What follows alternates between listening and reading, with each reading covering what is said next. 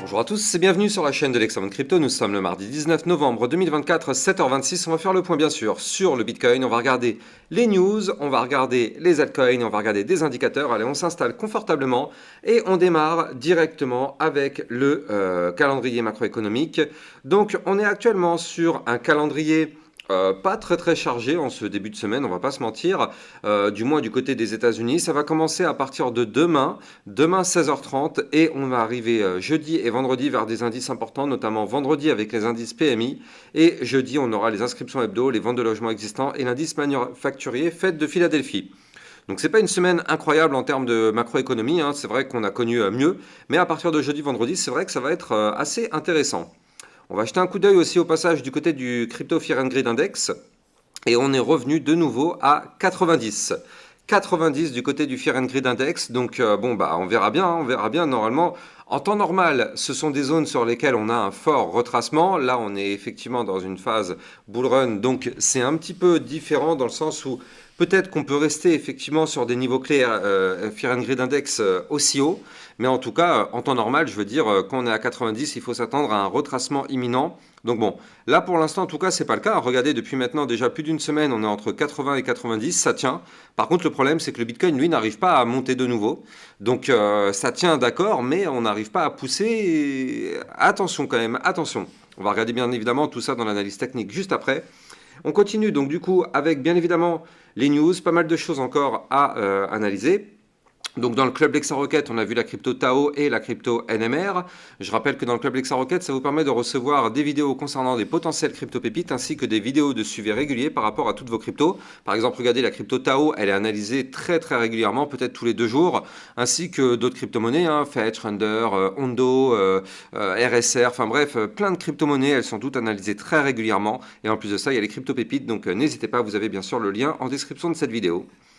Du côté de Paul Tudor Jones, eh bien, qui détient 159,9 millions de dollars d'IBIT, l'ETF Spot Bitcoin de BlackRock, dans son fonds, selon un dépôt 13F auprès de la SEC. C'est la cinquième fois d'avoir Bitcoin par rapport au dépôt précédent de Tudor au 30 juin. C'est 5 fois, pardon, c'est 5 fois d'avoir Bitcoin. C'est quand même colossal comme fortune. Crypto détente qui nous pousse que l'intérêt pour Bitcoin explose avec un record de transactions de moins de 100 000 dollars en 3 ans. Les particuliers sont de retour selon le PDG de CryptoQuant. Donc effectivement, c'est vrai qu'on commence à avoir des bons pics de retour. Donc bon, à voir si ça continue de durer. C'est vrai qu'on est en début de bull run, donc effectivement c'est logique. Là, ça y est, depuis quelques temps, on entend parler de crypto et de Bitcoin un peu partout, aux informations, aux médias, partout. Donc c'est vrai que ça ramène effectivement tout le retail, hein, tout le monde. Donc du coup, c'est ça en général qui lance le bull run, mais en général, ce sont ces personnes qui rentrent un petit peu n'importe comment parce qu'ils ont entendu parler de ça aux informations qui risquent de se faire avoir. En tout cas, si vous, c'est votre cas, vous avez investi il y a très récemment, vous êtes au bon endroit sur ma chaîne YouTube justement pour ne pas vous faire avoir dans ce milieu crypto qui est un milieu de requins, on va pas se mentir. On avait vu la crypto HBAR aussi, le Hedera HBAR qui a pas mal poussé ces derniers temps. Dans le club Lexa Rocket, on avait vu la crypto FET et la crypto Render. Alors, crypto détente qui nous pousse que Metaplanet détient actuellement 1018 bitcoins d'une valeur de 92,33 millions de dollars. L'entreprise suit l'exemple de MicroStrategy en émettant des obligations de 11,3 millions de dollars à 0,36% sur un an pour l'achat supplémentaire de bitcoin. Donc c'est quand même des sommes colossales. Donc c'est vrai qu'entre eux et MicroStrategy, franchement, ça y va, hein, accumuler du bitcoin à gogo, j'ai envie de dire.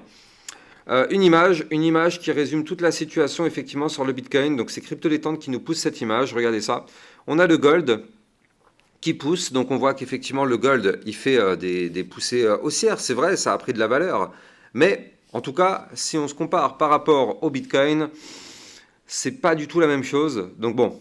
Voilà, c'est marrant en fait la différence de puissance entre les deux actifs. On le sait, hein, le Bitcoin est un actif qui pousse très fort par rapport à tous les autres actifs financiers un peu plus classiques. L'entreprise chinoise de véhicules électriques, le Caixin, fait l'acquisition d'une société de mining Bitcoin au Moyen-Orient. Caixin Holdings se lance dans le mining Bitcoin au cœur du Moyen-Orient pour bénéficier d'une énergie fiable à des coûts compétitifs. L'entreprise a déclaré qu'elle maintiendrait son activité principale dans le secteur automobile tout en apportant son expertise en matière d'exploitation durable à sa nouvelle branche de mining. Donc effectivement, ça aussi c'est intéressant, hein, ça fait quand même un gros bloc mining qui veulent mettre en place là-bas, alors ce que ça va donner sur la durée.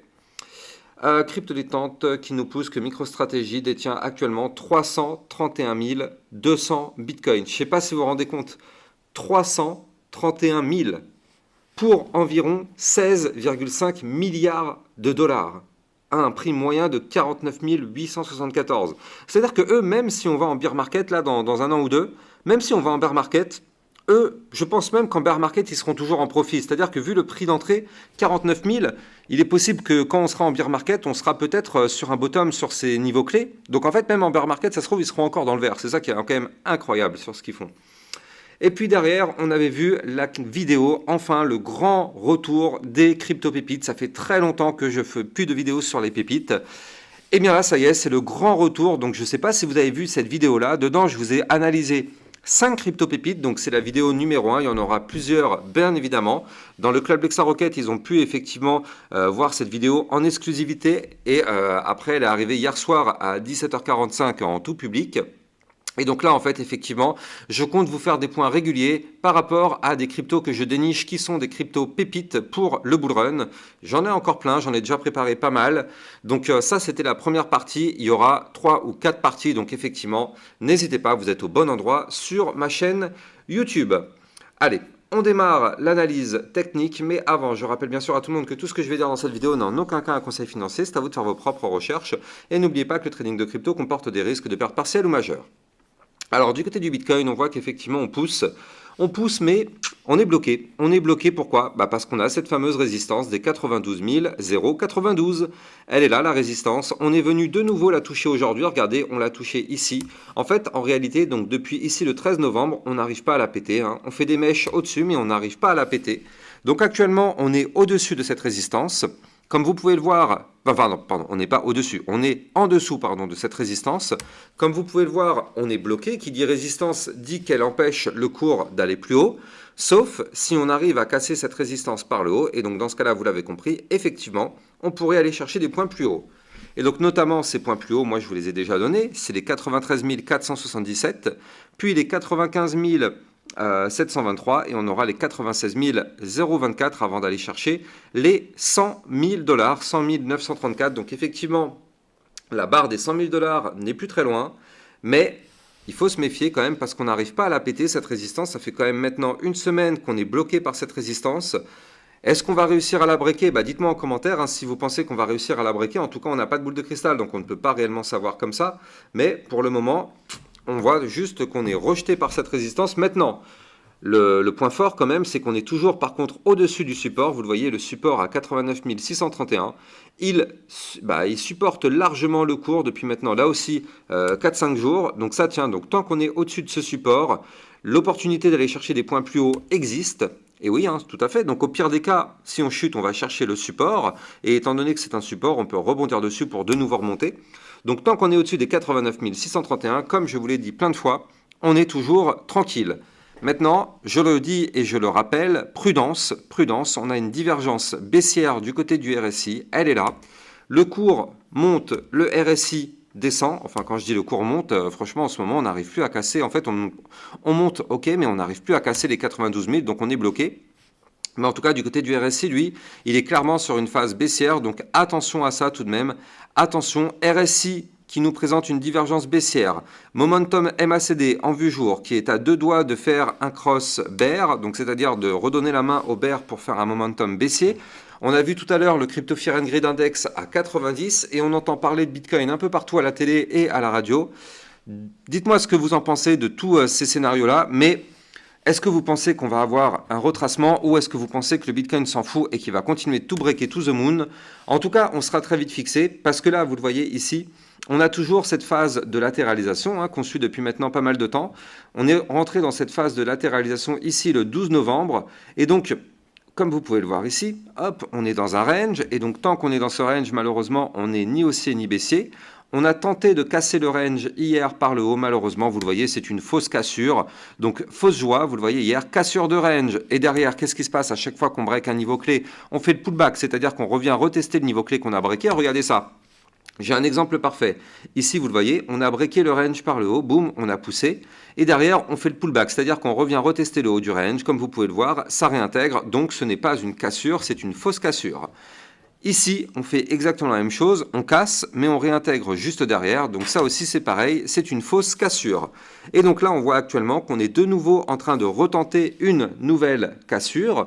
Donc effectivement, là, il va falloir qu'on break du côté de notre Bitcoin le haut du range qui se trouve à 92 248 $. Si on break ce niveau clé, effectivement, signal d'achat, on pourrait effectivement aller chercher des points plus hauts. D'autant plus qu'il faut le noter, hein, regardez ces bandes de Bollinger comme elles sont ultra resserrées.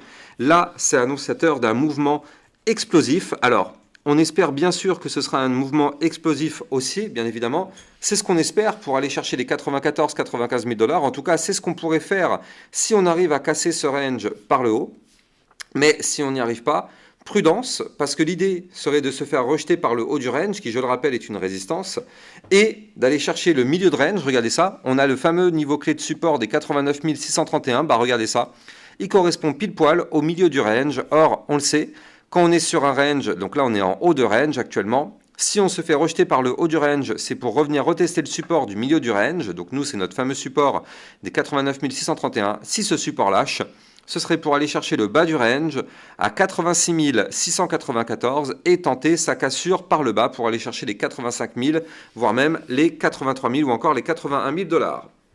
Il faut tout de même noter le scénario du Bart Simpson, c'est-à-dire qu'ici, on a le coup du Bart Simpson et après, on a le crâne ici.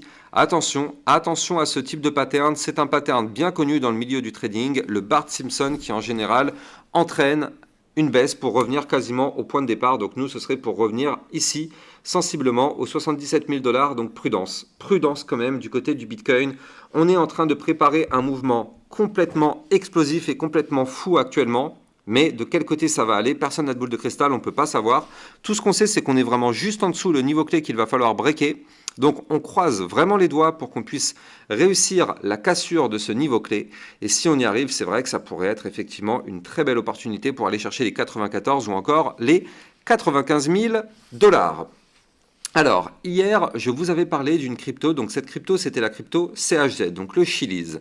Souvenez-vous ce que je vous avais dit hier, je vous avais dit surveillez bien cette crypto-monnaie. Si vous prenez ma vidéo d'hier matin, hein, je vous l'avais dit, surveillez bien cette crypto-monnaie. Donc hier, elle nous a pris quand même un magnifique plus 30%. Donc ça, il n'y a pas de souci, on a pu l'anticiper. Et on se rapproche du niveau clé qu'il faut breaker sur le Chiliz. Souvenez-vous, le niveau clé qu'il faut breaker, il est ici. Avant de continuer et de vous donner les niveaux clés, je rappelle que vous pouvez me suivre sur Twitter pour recevoir toutes mes news, toutes mes actualités. Et n'oubliez pas de rejoindre le club Lexa Rocket, ça vous permet de recevoir encore plus de vidéos concernant des potentielles crypto-pépites, ainsi que des vidéos de suivi régulier par rapport à toutes vos cryptos. Je vois que vous êtes nombreux par exemple à me demander la crypto Render. Eh bien, je l'ai analysé hier dans le club Lexa Rocket, ainsi que la crypto Fetch. On a vu aussi le Tao et toutes les autres crypto-monnaies sont analysées régulièrement dans le club Lexa Rocket, donc n'hésitez pas, c'est l'endroit qui est fait pour vous justement pour que vous ayez toutes vos analyses techniques sur toutes vos cryptos tous les jours. Donc n'hésitez pas à rejoindre le club, vous avez le lien en description de cette vidéo. Allez, on continue. Donc effectivement, du côté de la crypto CHZ, donc le Chiliz, il faut impérativement qu'on break ici le niveau clé des 0,083. Donc comme vous pouvez le voir, hier on a été chercher le niveau clé, c'est une résistance, on a été rejeté. Mais là on n'est vraiment pas loin du tout. Donc hier on a eu une très belle poussée haussière, parfait. Est-ce que le mouvement haussier est terminé? Bah écoutez, pas forcément, parce que justement, si on break ce point haut que je vous ai donné, ça validerait alors ce pattern en tasse avec une anse. Et alors là, du coup, effectivement, ça pourrait être complètement bullish sur le CHZ, parce que regardez ça, c'est quand même un pattern, il faut le noter, assez puissant et assez violent. C'est un pattern à plus 70%. Donc l'idée serait d'aller chercher la target théorique de ce pattern à 0,1175. Attention, en cours de route, on aura une grosse résistance ici à 0,0978. On aura une autre grosse résistance à 0, combien c'est cette résistance? Elle est à 0,1110. Et donc, si on casse cette résistance, effectivement, la target d'après serait d'aller chercher les 0,1282. Donc, effectivement, Chiliz, je le dis et je le répète, c'est une crypto-monnaie à surveiller de très très près parce qu'effectivement on voit là qu'elle est en train de préparer un mouvement quand même très intéressant. Donc voilà, on ne sait pas, on n'a pas de boule de cristal toujours pas, mais en tout cas très très très intéressante. On va terminer sur la crypto-monnaie XRP. Vous me l'avez demandé effectivement et je vous en ai déjà parlé. Alors attendez, hop, XRP. Avant de continuer sur le XRP, je rappelle que toutes ces crypto-monnaies, vous pouvez les trader sur Binance. Vous avez bien sûr mon lien de parrainage Binance en description de cette vidéo. Ça vous permet de trader sur une plateforme sécurisée parce qu'elle a enregistré PSAN auprès de l'AMF. Et ça vous permet aussi d'avoir un bonus à vie sur vos frais de trading. Donc n'hésitez pas, vous avez mon lien de parrainage en description de cette vidéo. Donc du côté de la crypto XRP, on le voit, on a fait une gigantesque phase haussière et donc là on est en train de revenir retester des supports. Donc on a un gros support qui doit absolument tenir. Ce support il se trouve à 1,10 $. Si ce support tient, malheureusement, vous l'avez compris, la chute pour aller chercher les 1,0175, puis les 0,9371 ou encore les 0,8561. Donc prudence sur le XRP. En tout cas, c'est clair que c'est pas maintenant qu'il faut mettre une pièce dessus, c'était ici. Donc à la rigueur, tous ceux qui ont raté le train et qui veulent retenter le coup, eh bien, il va falloir être patient. Il va falloir être patient pour avoir un retracement. Et c'est même pas sûr, peut-être qu'on aura ce retracement. Elle peut continuer de pump to the moon, même si je n'y crois pas une seule seconde. Mais en tout cas, tout est possible. Et donc là, du coup, du côté de la crypto XRP, si on veut reprendre une position, maintenant, il n'y a pas de choix. Il va falloir patienter. Maintenant, il est tout à fait possible aussi qu'on reprenne de la force. Si on break la résistance qui est ici sur le XRP, la résistance des 1,1864 $, alors dans ce cas-là, le XRP pourrait reprendre de la force pour aller chercher les 1,2718, voire même les 1,3531, ou encore pourquoi pas les 1,60. Alors encore une fois, moi je n'y crois pas. Pourquoi je n'y crois pas? Parce que je vois que le RSI est très haut, on est à 82, il y a quelques jours on était à 93, donc effectivement ça a matché direct, vous le voyez, un RSI à 93, boum, instantanément il y a un rejet. On est toujours très très haut du côté du RSI, c'est pour ça que moi je pense qu'effectivement le fait d'avoir un retracement ce serait plus judicieux. Donc moi en tout cas personnellement je me tiens éloigné de cette crypto-monnaie tant qu'elle n'est pas revenue à minima rechercher les 0,85. C'est clair et net que moi je ne remettrai jamais une pièce sur cette crypto. Même si elle continue de monter to the moon, c'est pas grave, c'est une stratégie, on ne peut pas faire du FOMO. Pourquoi? Parce que là, les personnes qui rentrent maintenant, une chance sur deux qu'on ait un retracement violent. Et donc, je vous laisse imaginer la personne qui va rentrer maintenant. En général, ce sont des débutants. En pensant faire une bonne affaire, ils se retrouvent directement avec un moins 30, moins 40%. Je vous laisse imaginer mentalement les dégâts que ça va avoir sur son trade. Ça, c'est un risque de sortir en FOMO à perte et de réinvestir quand ça va remonter. C'est une erreur de débutant classique, mais bon. Beaucoup la font malheureusement. En tout cas, vous êtes au bon endroit sur ma chaîne YouTube pour ne plus justement refaire toutes ces erreurs. N'oubliez pas de liker, commenter, partager. Vous le savez, ça donne un maximum de force à mes vidéos sur YouTube et ça aide ma chaîne YouTube à grandir et elle aussi partir en bull run. Et n'oubliez pas de vous abonner pour recevoir tous les jours ce type de contenu. Je vous souhaite une excellente journée. Je vous dis à plus tard. Ciao, ciao.